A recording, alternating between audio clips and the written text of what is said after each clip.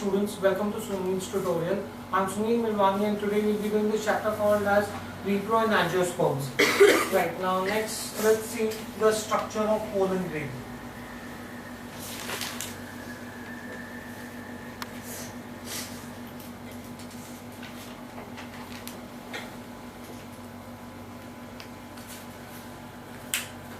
Now, let me just see this diagram, the structure of the pollen grain. That's the structure of the pollen grain.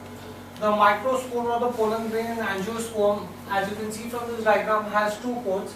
It has an outer coat which is called as the exine. It has an inner coat which is called as the intine. So it is made up of two coats. It's made up of an exine and an intine. The inner thin coat is called as the intine. The outer thick coat is called as the exine. The exine acts as a protective coat. The exine shows minute pores. You can see these pores here. The exine shows minute pores called as the germ pores. These are those germ pores, right? Through which one of the pollen tube emerges out during the germination of the pollen grain. During the pre-pollination stage, a mature pollen grain is unicellular. So you can see, let's go inside the intine now. It is unicellular with cytoplasm rich in starch. The pollen grain is the one that develops into the male gametophyte during the post-pollinating stage. Right? So do we understand the structure of the pollen grain? Okay, let's write this down. The microspore or a pollen grain in angiosperms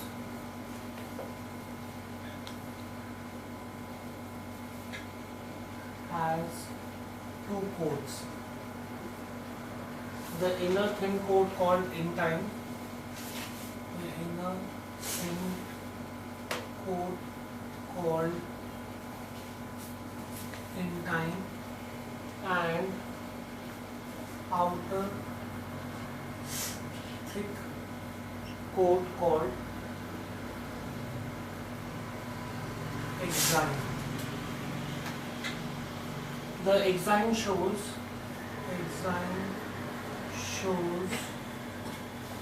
minute pores called germ pores.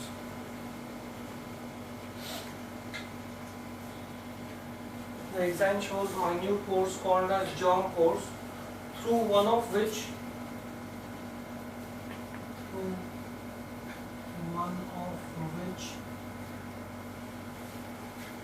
the pollen tube emerges out. The pollen tube emerges out during the germination of the pollen. During germination of pollen. Okay. Now, during the pre-pollinating stage,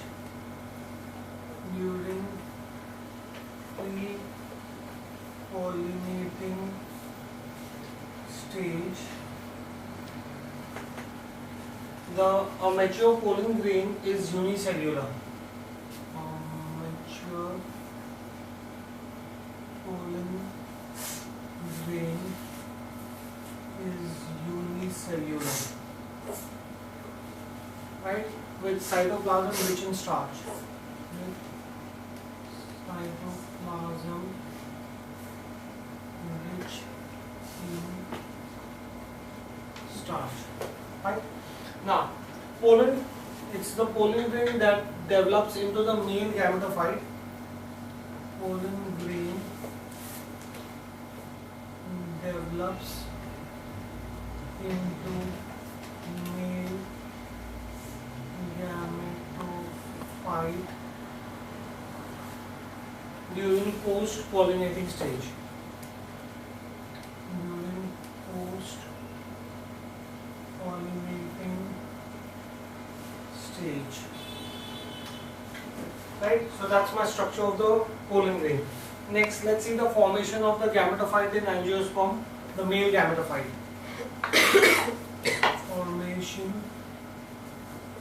of male gametophyte in angiosperms.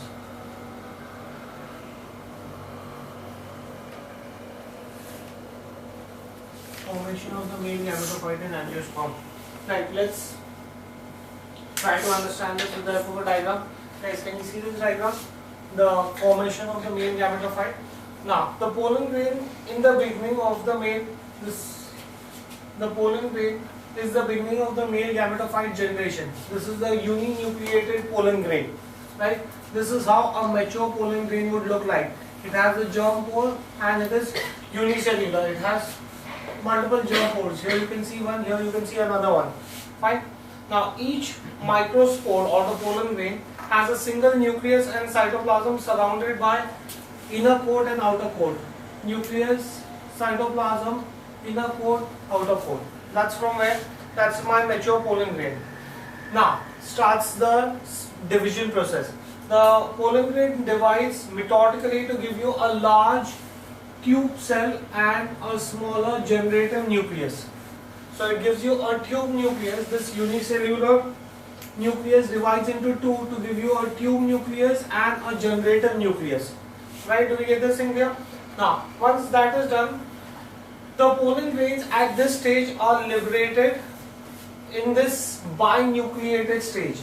Just before liberation, the nucleus, instead of being unicellular, becomes binucleated. This stage is called as the early stage of the male gametophyte. Fine, do we get this thing here? Further development takes place in the binucleated pollen grain after it falls on the stigma for pollination. This is the pollen grain that is going to be released. Once it falls on the stigma, the outer coat has many pores, as we saw, called as the germ pores. Through one of the germ pores, you have the pollen tube that comes out. This is the pollen tube coming out from one of the germ pores. Right? The pollen tube comes out from one of the germ pores after the pollen grain has fallen on the stigma. Right? The pollen grain then germinates on the stigma to develop the pollen tube from the intine. It is the intine that develops into the pollen tube. Fine, do we get this thing here? Now the pollen tube then carries both the nucleuses along with the nuclei with the cytoplasm. The tube nucleus is followed by the generative nucleus.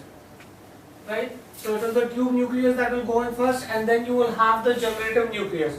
Now during the growth stage of the pollen tube, the generative nucleus further divides into two. The generative nucleus divides into two non-motile male gametes. So the tube nucleus comes out first. The generative nucleus divides into two non-motile male gametes, and then the here, right? Thus, the pollen tube with the two male gametes is called as the male gametophyte. That's my entire structure or the formation of the male gametophyte. We just go through this once again. Now, the pollen grain this is my pollen grain in the beginning of the gametophytic generation. In the beginning of the gametophytic generation, it has a single nucleus with cytoplasm surrounded by inner coat, intine, and outer coat, exine. Nucleus, cytoplasm, inner coat, intine, outer coat, exine. Right? Then it divides methodically to give you tube nucleus and generative nucleus. It divides methodically to give you tube nucleus, large tube nucleus, and smaller generative nucleus. This binucleated pollen grain is the early stage of the gametophyte. It is this binucleated pollen grain that is released. Right? Now, once it falls on the stigma, it will absorb water from the stigma. Now, the outer coat has germ pores. Through one of the germ pores, the pollen tube will come out. Now, how is the pollen tube going to develop? The pollen tube is going to develop from the intine. Right? The pollen grain germinates on the stigma and develops a pollen tube from the intine. The pollen tube carries the cytoplasm and both the nuclei. Right? The tube nucleus is followed by the generative nucleus. Once in the pollen tube, the generative nucleus further divides into two male gametes, non-motile male gametes, and the tube nucleus disappears. Thus, this is my formation of the male gametophyte. Fine, do we get this thing clear? Okay, let's see this.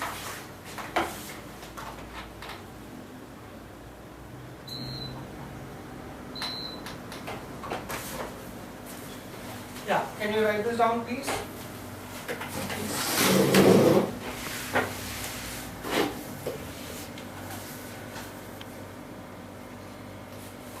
The pollen grain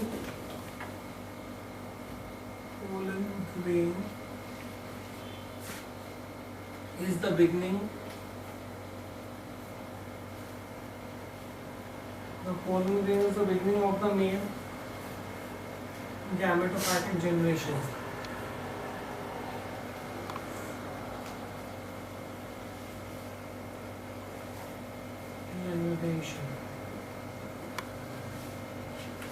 Each microspore of pollen grain, whether I say microspore or pollen grain, it is the same thing, has a single nucleus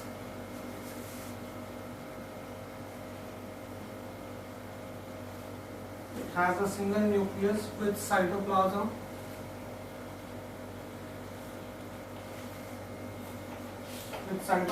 surrounded by inner coat in time. Cytoplasm surrounded by inner coat in time and outer coat exile.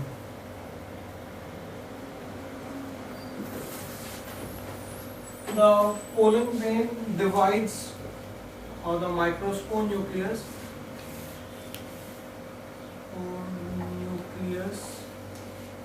divides mitotically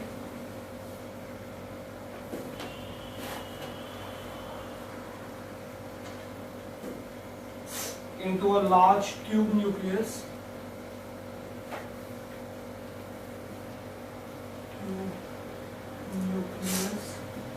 and small generative nucleus.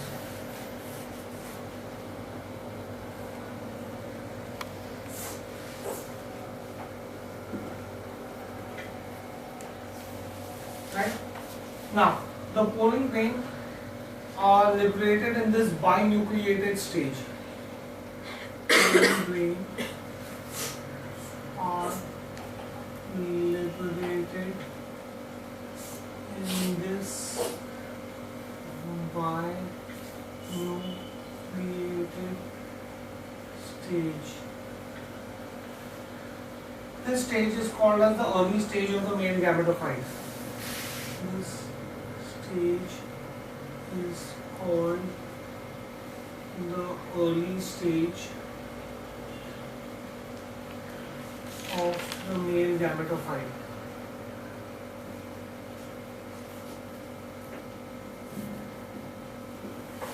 Fine. Now, further development in the binucleated pollen grain takes place on the stigma after pollination. Further development of binucleated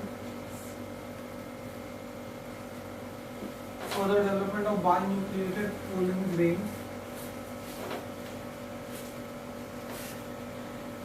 takes place on the stigma after pollination.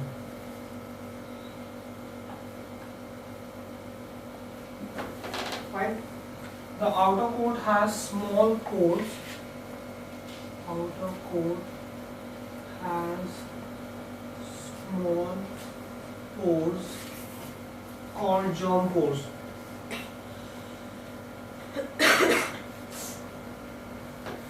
Right? Through one of the germ pores,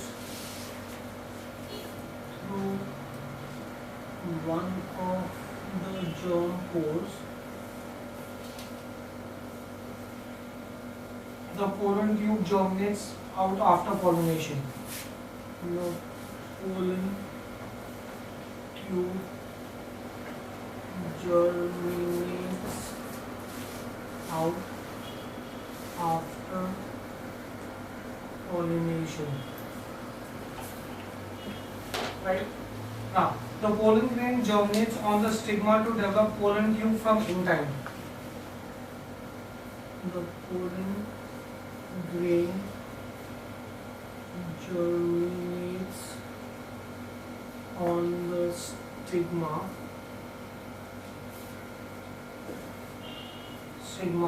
to develop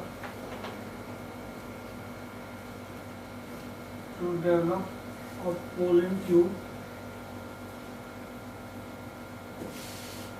from intine.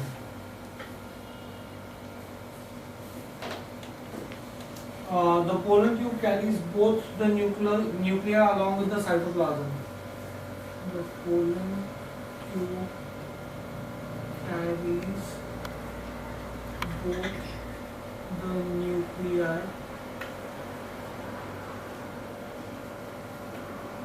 along with cytoplasm. Intine, that's the inner coat of the pollen grain.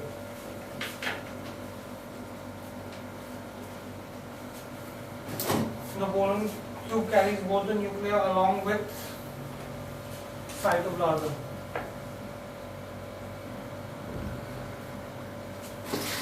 Right? The tube nucleus is followed by the generative nucleus in the pollen grain. The tube nucleus is followed by generative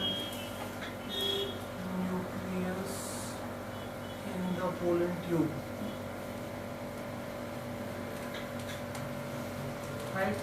During the growth of the pollen tube,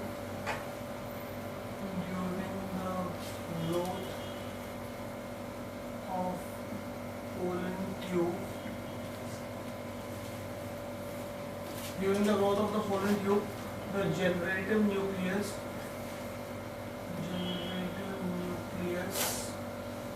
divides into two non-motile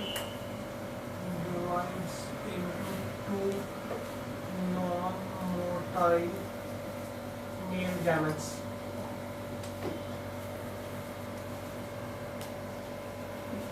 Right? Divides into two non-motile male gametes. The tube nucleus then disappears. The tube nucleus disappears. Thus, the pollen tube with the two male gametes is called as the male gametophyte. Thus, the pollen tube with the two male gametes is called the male gametophyte.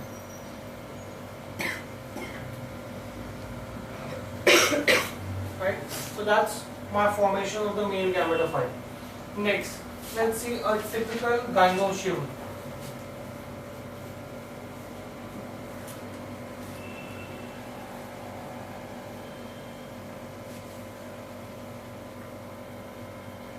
A typical gynoecium of angiosperm.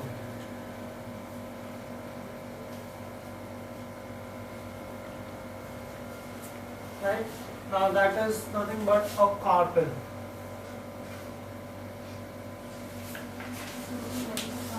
I'll just show it to you here in the diagram. It's the gynoecium of the angiosperm. Now, a carpel is a member of the gynoecium.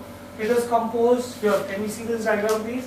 It is composed of three parts: stigma, style and ovary. Right? So, a carpel is nothing but a part of the gynoecium. It's a member of the gynoecium. You can see that it is made up of three parts. It is made up of stigma, style and ovary.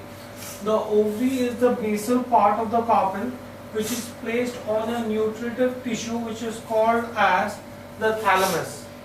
Right? The ovary has ovule. The ovary has an ovule arranged on another nutritive tissue which is called as the placenta. The style is nothing but it is tubular and acts as a passage for the pollen tube during fertilization. This is the passage for the pollen tube, right? The stigma is the topmost part of the carpel. Here it is. It catches the pollens in its sticky secretions and germinates them. So those are the functions of each part of the carpel, right? So when I talk about gynoecium of an angiosperm, that is nothing but it is a carpel. So what is a carpel? A carpel is a member of gynoecium. It is composed of three parts: ovary, style, stigma. That's the three parts that it is made up of. Ovary is the basal part of the carpel.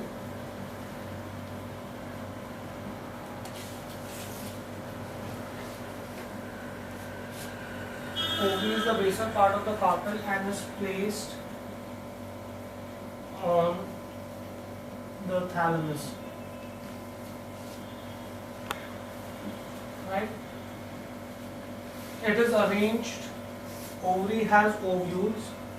Ovary has ovules arranged on placenta. Arranged on placenta. Right? Style. Style acts as a style is tubular.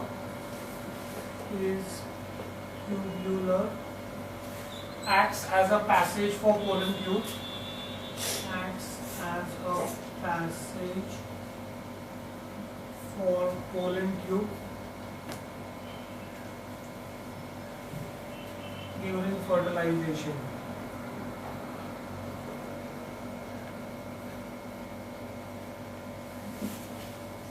Fine.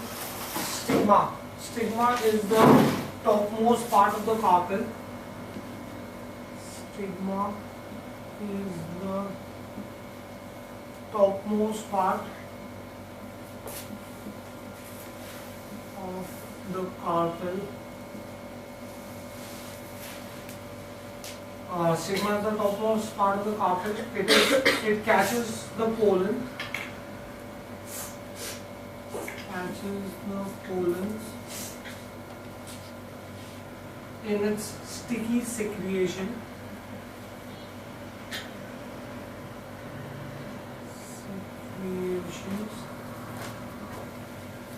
To germinate them.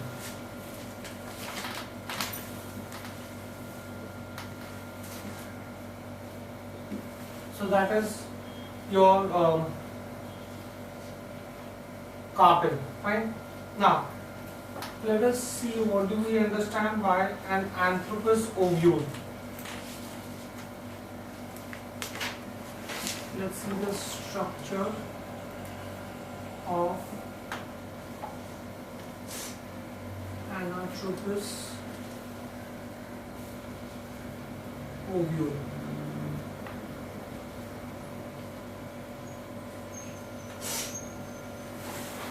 Now, first of all, what do I mean by an anthropous ovule? An anthropous ovule is nothing but it is an inverted ovule. An anthropous ovule, can you see this diagram? An anthropous ovule is nothing but it is an inverted ovule in which the micropyle, here is that opening micropyle.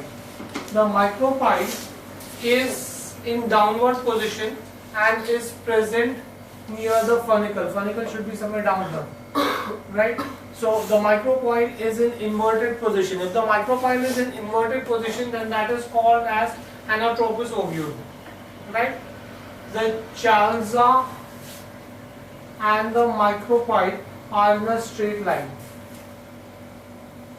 Subsequent diagram I'll show it to you, the chalza and the micropyle. Now, the ovule is placed on placenta. I've already told you, here is that nutritive tissue. placenta on which the ovule is placed. Right? So the ovule is attached to the placenta on the inner wall of the ovary by means of a stalk called as the funicle. Here is your funicle. Fine. Now,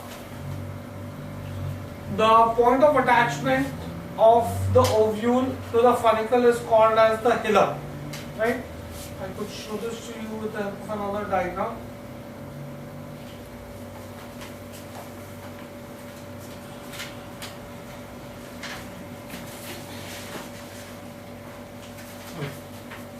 I'll show this to you with the help of another diagram.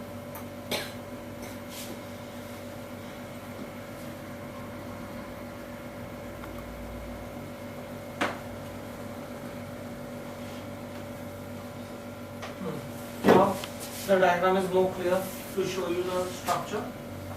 Right? Now, that's my anatropous ovule. Right?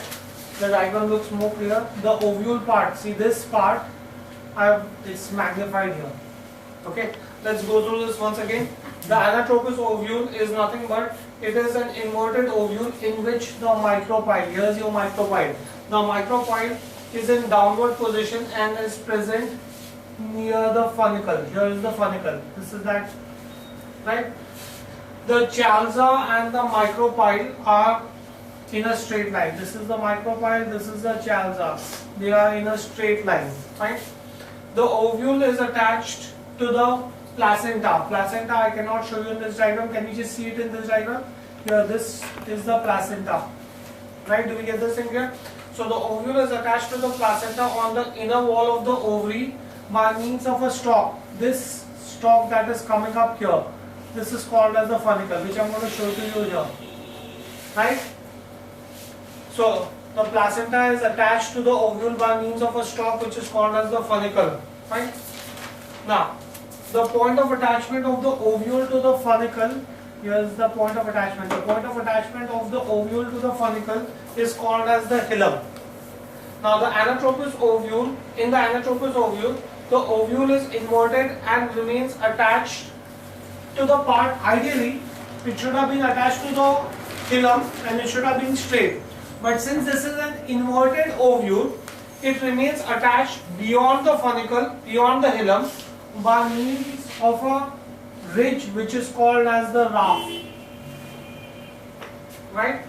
The ovule is made up of parenchyma cells called as the nucleolus. Yeah. The ovule is made up of parenchyma cells which are called as the nucleolus, which are attached, protected by two coats, right, of layers which are called as the integument layer. This is the ovule that is made up of the nucleolus. It is protected by two coats and these two coats are called as the integument layers. Fine, do we get this thing clear? Now, accordingly the ovule is therefore called as unitygemic or bitegemic. That depends upon how many coating are there, how many coats are there to protect the nucleolus. If you have single coat or double coat, either you could have single coat or you could have double coat, right? Now, the basal part of the integument layer is called as the chalza. This is the basal part of the integument layer, right? The basal part of the integument layer is called as the chalza. Thus, the ovule is enclosed between the two integument layers arising from the chalza. Fine, do we get this in here? Now, the ovule bends in such a way that the long funicle and the micropyle, this is my funicle, and the micropyle lie side by side. Right? The central part of the ovule has an embryo sac. Here's the embryo sac. This is the embryo sac. Right? Here it is. It has the embryo sac surrounded by the nucleolus. The embryo sac is made up of three parts. It is made up of the egg apparatus. Okay, that's not shown in this diagram. Okay. Here you have the three parts. It is made up of the egg apparatus with two synergids, the centrally placed egg and the micropolar region. and the 3 antipodal cells at the chancel end. These are the antipodal cells. This is my egg apparatus, right? So that's the structure, and you have a secondary nucleus in the central region, right?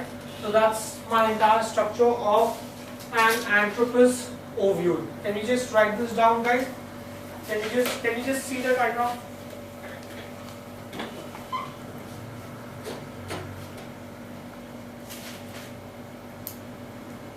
Just go through the diagram, people.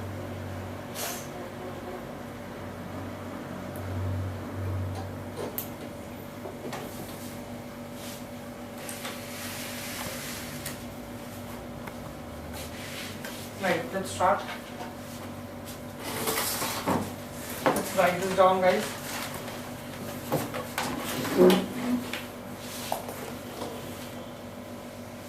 Anatropus ovule. An Anatropus ovule is an inverted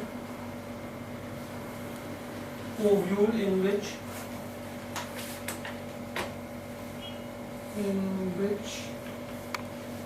the micropyle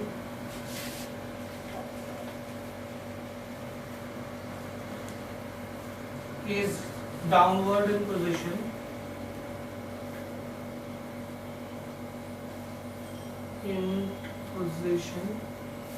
the micropyle is downward in position and present near the funicle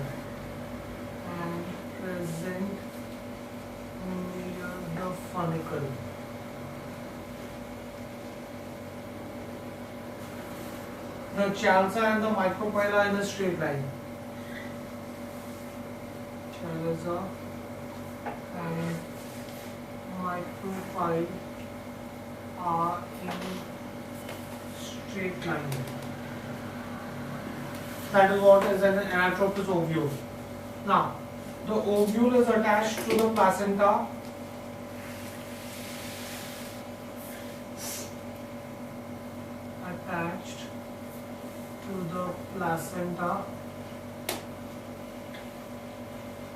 On the inner walls of the ovary.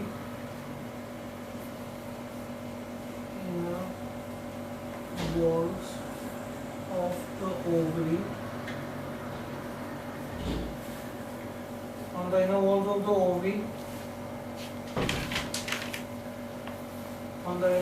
ovary. By means of a stalk.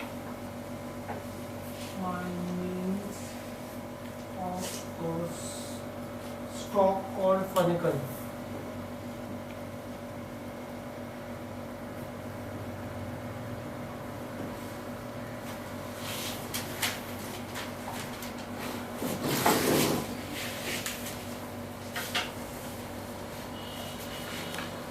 The point of attachment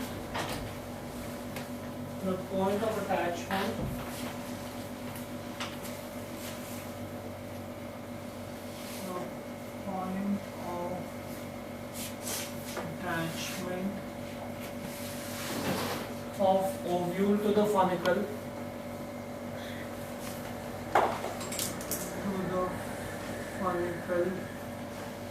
is called hilum. Right? In Anatropus,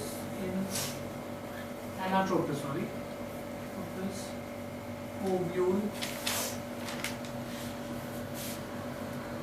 the ovule is inverted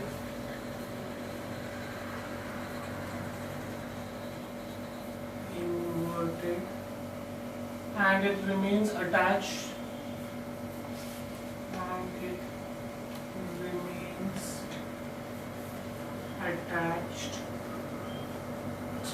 to the part of the funicle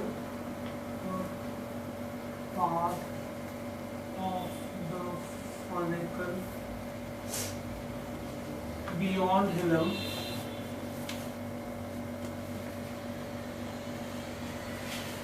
to form a ridge called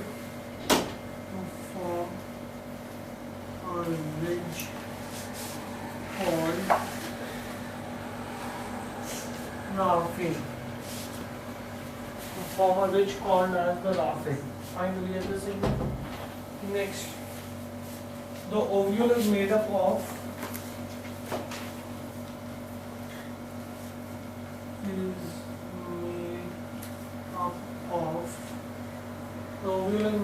parenchyma cells.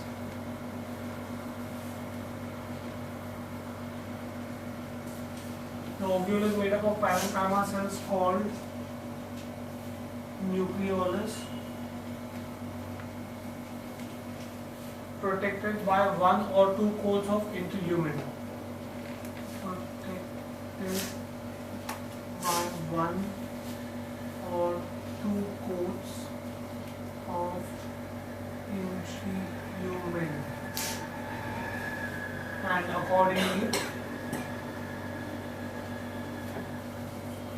accordingly the ovule is called unithygemic or bitegemic. Right. Next, the basal part of the integument is called chalza. Basal part of integument is called chalza. Thus, the ovule is enclosed by two integuments arising from chalza. Thus, the ovule is enclosed in two integuments arising from chalza. Now, the ovule bends in such a way that the long funicle and micropyle lie side by side. The ovule bends in such a way that the long funicle and micropyle lie side by side. Fine. Then, the central part of the ovule has embryo sac surrounded by nucleolus. Central part of the ovule has embryo sac surrounded by nucleolus.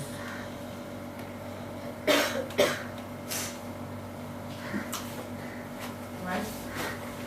Now, the embryo sac has three parts.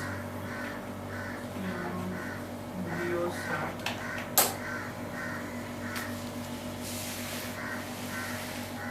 has three parts. Right? They are the egg apparatus,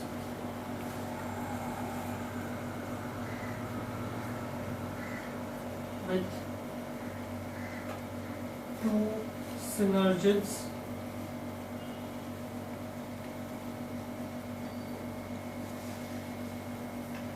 a centrally placed egg,